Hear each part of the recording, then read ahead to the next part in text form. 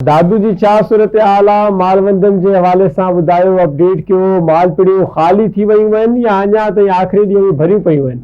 मालवंत जेके आहिनि उहे मालपिड़ियुनि में पंहिंजा जेके मवेशी आहिनि चौपायो माल खणी पहुतल आहिनि। ईद उल अज़हा जे सिलसिले में केतिरनि ई शहरनि तरफ़ां कुर्बानी जा जेके जानवर आहिनि उहे ख़रीद कया पिया वञनि, मगर जेके मालवंत आहिनि उन्हनि तरफ़ां महांगाई जूं जेके आहिनि से उहे शिकायतूं कयूं पियूं वञनि, त जंहिं सबबि गुज़िरियल साल खां हिन साल जेको आहे सो ख़रीद व फ़रोख़्त में घटिताई आई आहे।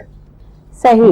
अच्छा असद साहब, जीअं मुबशिर चयो त दादूअ में जादू आहे ऐं हिकिड़ो जादू उहो बि आहे जेके कुझु माण्हू कुझु टोला अहिड़ा मख़सूस टोला अची वेंदा आहिनि जेके वापारियुनि जा बि पैसा खणी वेंदा आहिनि, खीसा कटे वेंदा आहिनि ऐं जेके ख़रीदार हूंदा आहिनि उन्हनि जा बि खीसा कटे वेंदा आहिनि। छा पुलिस इन हवाले सां सरगर्म नज़र अचे पई? आख़िरी ॾींहुं आहे अॼु।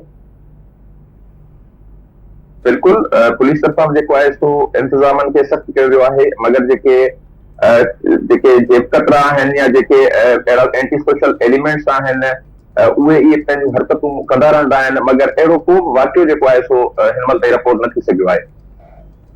ठीकु आहे। असद जतोई असांखे ॿुधाइजो, ज़िले इंतज़ामिया पारां सुभाणे ईद जे हवाले सां सफ़ाई सुथराई जे हवाले सां कहिड़ा इंतज़ाम कया विया आहिनि, कहिड़ियूं कमेटियूं तश्कील ॾिनियूं वयूं आहिनि जेके सफ़ाई सुथराई जा मामला मुकमल कंदियूं?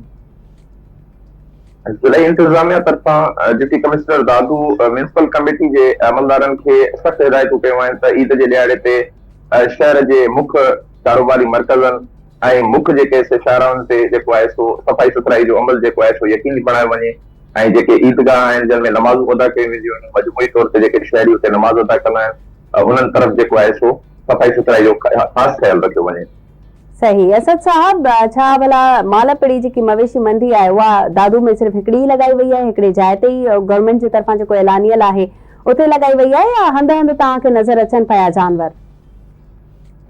मुख़्तलिफ़ जॻहियुनि ते जेके ज़रूरतमंद माण्हू आहिनि जेके पिड़ीअ जो टैक्स अदा नथा करे सघनि उहे ॿाहिरि जेको आहे सो पंहिंजो मवेशी विकिरो कनि था, जॾहिं त गवर्नमेंट जे तरफ़ां का मवेशी मंडी न लॻाई वई आहे। जेका म्यूनिसिपल कमेटी जी तरफ़ां जेको आहे सो हर ख़मीस जे ॾींहं ते जेका पिड़ी लॻाई वेंदी आहे उन ई जॻह ते जेको आहे सो ही मवेशी विकिरो कया पिया वञनि।